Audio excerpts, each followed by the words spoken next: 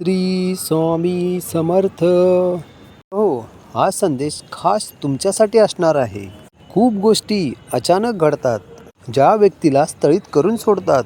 पण तुमच्याकडे काळ बदलला, मान्य आहे, त्याची गरज आहे. तर आयुष्यात कुठल्याही गोष्टीची जाणीव असेल तर रडण्याची वेळ येणार नाही.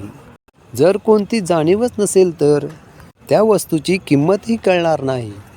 स्वामी म्हणतात, सत्याचा आणि चांगुलपणाचा विरोध होतच असतो, पण सत्य हे सूर्याप्रमाणे तेजस्वी आहे. त्यामुळे खोटेपणाचा ठाव लागणार नाही. तुम्हाला माहीत नसेल, पण तुमच्या मनाने एखादी गोष्ट ठरवली ना, ती तुम्ही नक्कीच पूर्ण करू शकता. तुमच्या मनामध्ये एवढी ताकद असते ना, की ती पूर्णत्वास नेण्यास स्वामीसुद्धा पाठबळ देतात. तर कल्याण करण्याकरता स्वामी माऊली आहे तुझ्या पाठीठाई. गेले अनेक क्षेत्र अक्कलकोट पायी पायी स्वामी नाम जपत राहा. जेव्हा लोक तुमच्या मागे बोलतात, तेव्हा समजून घ्यावं, च्या 2 पावले पुढे आहात. फक्त एकदा यशस्वी व्हा, मग बघा.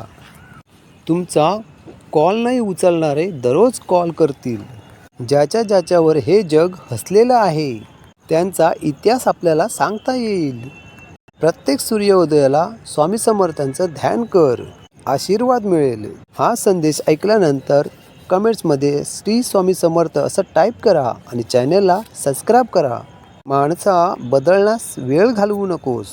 आपली परिस्थिती बदला, बाकी सगळं आपोआप बदलेल. जिथे दुसऱ्यांना समजावणं कठीण झालं असेल, तिथे स्वतःला समजावून घेणं कधीही चांगलं आहे. स्वामी म्हणतात, तुम्ही इतरांना जेवढे महत्त्व द्याल, तेवढे त्यांच्यापेक्षा दुप्पट देव तुम्हाला देईल. तुम्हाला जे मिळतं त्यामुळे तुम्ही सुखी होता. अडथळे काही क्षणी असतात, त्या क्षणात खचून न जाता धीराने उभे राहणे, तेच खरे आयुष्य आहे. डोक्यावर बर्फ आणि जिभेवर साखर असणे की सारे प्रश्न आपोआप सुटतात. स्वामी खोटारडा व्यक्ती मोठ्याने आवाज करून खऱ्या माणसाला शांत करतो, परंतु खऱ्या व्यक्तीचं मन खोट्या व्यक्तीच्या मनापेक्षा जास्त प्रभावी असते. स्वामी म्हणतात, जे घडतं ते चांगल्यासाठीच. फरक फक्त एवढाच असतो की कधी आपल्याला चांगल्यासाठी असतो, तर कधी दुसऱ्यांच्या चांगल्यासाठी असतो. जिथे दुसऱ्यांना समजावणं कठीण झालं असेल, तिथे स्वतःला समजून घ्या. लोक काय बोलतात, काय म्हणतात, ह्याच्याकडे लक्ष देऊ नका. तुम्ही स्वतःला कसे बघता हे महत्त्वाचं आहे. स्वार्थाने कर्म करणे हे त्यांचं काम आहे. अशा लोकांसाठी वेळ घालवू नका. तुमच्या आयुष्यात अडचणी उगाचच येत नाहीत. त्यांचं येणं हे एक इशारा असतो.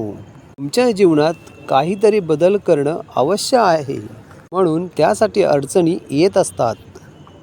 वाईट वेळ आज ना उद्या निघून जाईल, पण बदललेली लोक कायम लक्षात राहतील. असेल अनुभव तर हो म्हणा, स्वामींना शरण जा. स्वामींना शरण आला तर सगळं काही चांगलंच घडणार आहे.